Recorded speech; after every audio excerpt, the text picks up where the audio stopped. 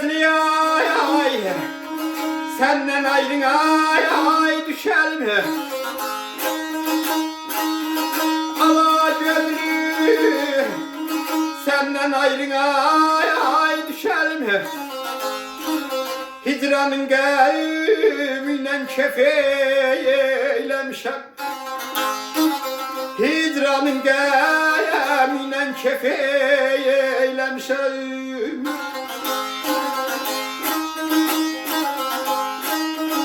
Gülüm ahın ay ay vayla keşmin ay ay dünyada.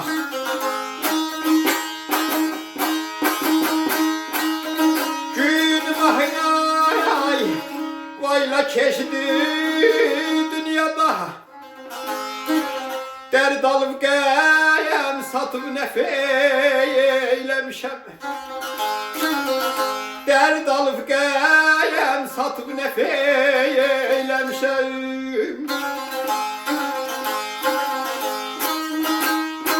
Bəli, mənim aşıq qardaşlarım, bu baş şəllidir. Bir neçə gün bundan öncə Aşıq Elbrus da bunu yazıb qoymuşdu. Bəli, çox sağ olsun, çox düzgündə qeyd eləmişdi. Bu baş şəllidir. İndi isə oxuyacağım sözün növbəti bəndini ağır şəlli ilə.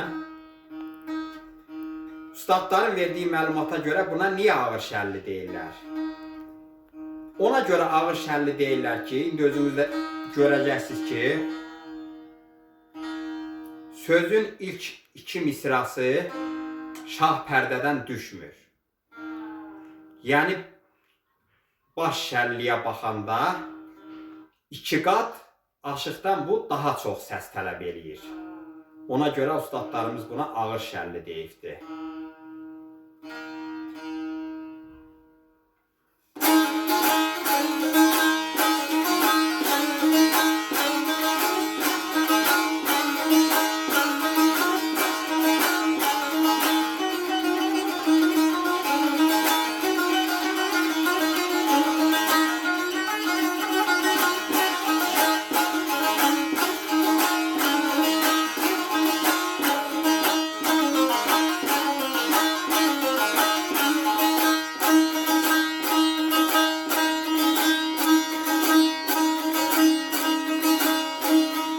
Hasret koymay, göz gözden ay amandı.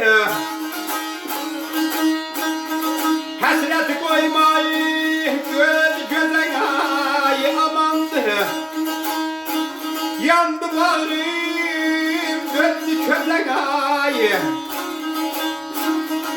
Amandılar, labalay, labalaya verdin almay.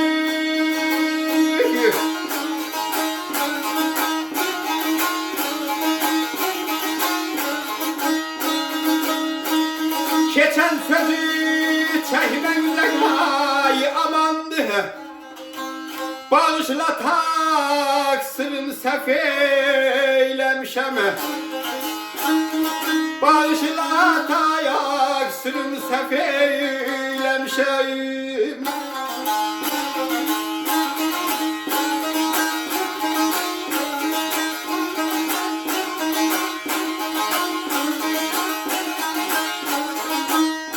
Bəli, bu oldu ağır şəlli. İndi isə sözün möhür bəndini oxuyacağım yüngül şəlli ilə. Buna da Göyçə gözəlləməsi deyirlər. Ona görə ki, Göyçə bizim aşıq məktəblərindən ən zəngin məktəblərdən biridir.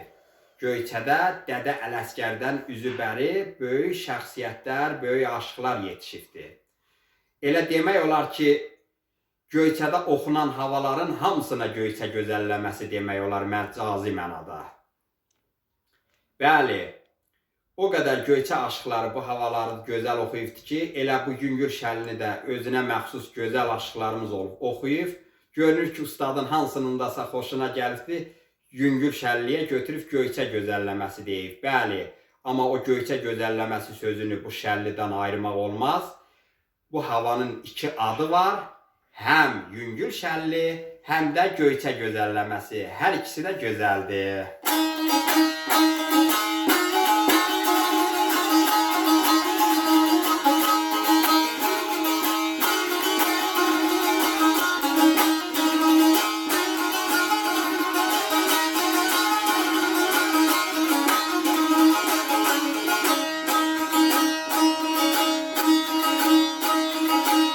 Abela insaf durmuş, güle hem de maya aykar ola canan.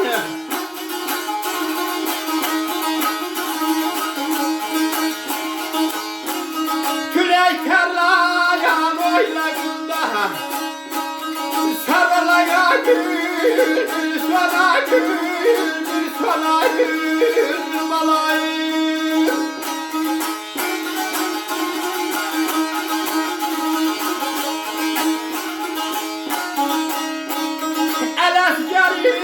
İster ki bir bayazlar ola, seçmişem gönüferi safi, lemşema gül, bana gül, sana gül, bana gül, balam. Seçmişem gönüferi safi, lemşem.